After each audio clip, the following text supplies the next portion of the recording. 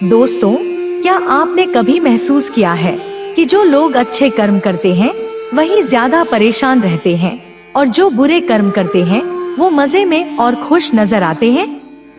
अच्छे कर्म करने वाला व्यक्ति अक्सर सोचता है, आखिर इतनी परीक्षा सिर्फ मुझे ही क्यों देनी पड़ती है, जबकि बुरे कर्म करने वाले लोग बिना किसी टेंशन के जिंदगी जीते हैं।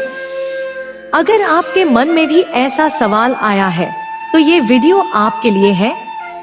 दोस्तों, जब भी अर्जुन दुविधा में पड़ता था तो वह श्री कृष्ण के पास पहुंच जाता। एक बार की बात है, अर्जुन के मन में यह सवाल उठा कि अच्छे लोगों के साथ बुरा क्यों होता है जबकि बुरे लोगों के साथ अच्छा। इस सवाल का जवाब अर्जुन को नहीं मिला। वह सोच सोचकर परेशान हो गया। फिर वह श्री कृष्ण के पास पहुंचा और बोला, हे वासुदेव, मैं दुविधा में हूँ और मैं आपसे इस दुविधा का हल चाहता हूँ। तब श्री कृष्ण मुस्कुराए और बोले, हे पार्थ, तुम्हारा मन जिस दुविधा में उलझा है वही तुम्हारे मार्ग को धुंधला कर देगी। इसलिए तुम निर्भय होकर अपनी दुविधा कहो, क्योंकि समाधान तभी मिलेगा जब मैं उस दुविधा को जान सकूं। अर्जुन श्री कृष्ण से कहते हैं, हे केशव, मैं आपसे जानना चाहता हूँ कि अच्छे लोगों के साथ बुरा क्यों होता है जबकि बुरे लोगों के साथ अच्छा। अर्जुन का प्रश्न सुनकर कृष्ण मुस्कुराने लगे और बोले, हे पार्थ, तुम्हारा प्रश्न इसलिए अच्छा है क्योंकि आज जो तुम सोच रहे हो वैसा ही हर इंसान सोचता है। लेकिन हे पार्थ, मनुष्य जैसा सोचता है या जैसा महसूस करता है वैसा कुछ नहीं होता, बल्कि अज्ञानता के कारण वह सच को समझ नहीं पाता। यह सुनकर अर्जुन बोले, हे केशव, आप कहना क्या चाहते हैं? मुझे तो जरा भी समझ में नहीं आया। श्री कृष्ण हल्के से मुस्कुराए और बोले, हे पार्थ, तुम केवल सीधे उत्तर से संतुष्ट नहीं हो पाओगे, इसलिए अब मैं तुम्हें एक कथा सुनाता हूँ। ध्यान से सुनो, उत्तर स्वयं प्रकट हो जाएगा। एक गांव में दो साधु रहते थे। एक साधु का नाम शांतानंद था। वह रोज सुबह उठता, नदी किनारे ध्यान करता, गांव वालों की सेवा करता और बीमार व्यक्ति को देखभाल करता। उन्हें जो कुछ भी मिल जाता, सूखी रोटी हो या बासी भात, वह उसे प्रभु का प्रसाद मानकर श्रद्धा से ग्रहण करता था। उसने कभी किसी से कुछ मांगा नहीं, ना दिखावा किया, बस चुपचाप तप करता रहा। वहीं दूसरा साधु था यश प्रकाश।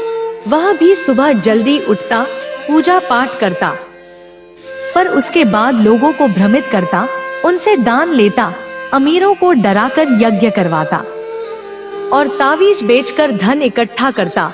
उसके पास सोने का सिंहासन था, घी शक्कर का भोजन था और दिखावटी भक्तों की भीड़ हमेशा उसके चारों ओर मंडराती थी। एक दिन दोनों साधुओं का निधन हुआ और मृत्यु के बाद वे यमलोक पहुँचे तो शांतानंद ने यमराज से प्रश्न किया, मैंने जीवन भर लोगों की सेवा किया, फिर भी मेरे जीवन में दुख ही दुख क्यों आया? और यह यश प्रकाश, जिसने अधर्म किया, उसे सुख सुविधाएं और वैभव क्यों मिले?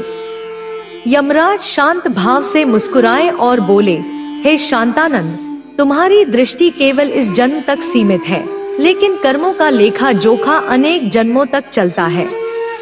यश प्रकाश ने अपने पिछले जन्मों में बहुत पुण्य किए थे, जिनका फल उसे इस जन्म में भोगना था। भले ही इस जन्म में उसके कर्म अधर्म पूर्ण थे, लेकिन अब उसका अगला जन्म अंधकारमय होगा। यमराज आगे बोले, हे शांतानंद, तुमने पिछले जन्मों में कुछ ऐसा कर्म किया था जिनका परिणाम तुम्हें इस जन्म में दुख के रूप में भुगतना पड़ा, लेकिन इस जीवन में तुमने जो त्याग, सेवा और तप किया है, उसका पुण्य तुम्हें अगले जन्म में मोक्ष की ओर ले जाएगा। वहाँ तुम्हारे लिए शांति और परम आनंद की राह खुलेगी। श्री कृष्ण अर्जुन की ओर देखकर मुस्कुराए और बोले, हे पार्थ, सच्चा न्याय सिर्फ इस एक जीवन में नहीं होता। कर्मों का सही हिसाब ईश्वर करते हैं। हमारी छोटी सोच से कर्मों का पूरा हिसाब नहीं होता। जो आज तुम्हें अन्याय लगता है वह ईश्वर की नजर में पूरी तरह न्याय हो सकता है। इसलिए सिर्फ आज की हालत देखकर कोई फैसला मत करो, तुम बस अच्छे कर्म करते रहो, उसका फल सही समय पर जरूर मिलेगा और वो फल कभी गलत नहीं होगा। इसलिए हे पार्थ, आज जो लोग बुरे कर्म करते हैं और फिर भी सुख से जीवन जीते हैं, उन्हें अगले जन्म में अपने बुरे कर्मों का फल भुगतना पड़ेगा। और जो लोग आज अच्छे कर्म करते हैं, भले ही उनका जीवन दुखों से भरा हो, लेकिन अगले जन्म में उन्हें अच्छे कर्मों का अच्छा फल जरूर मिलेगा। इसलिए इंसान को हमेशा अच्छे कर्म ही करने चाहिए, क्योंकि कर्म कभी व्यर्थ नहीं जाते। यह सुनते ही अर्जुन की आंखें नम हो गईं। उसके मन में जो प्रश्न थे, अब वो मौन में बदल चुके थे।